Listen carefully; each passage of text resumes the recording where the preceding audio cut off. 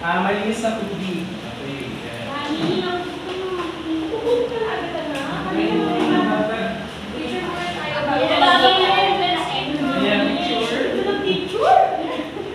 Yes, maraming mga kumakain tayo. Magagawa muna.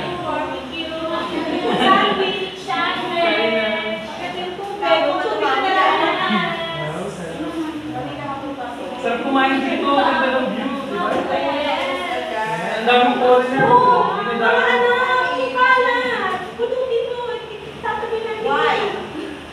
Bawal magkalat dito sa Boracay. Di ba, hindi ba nakakalinis?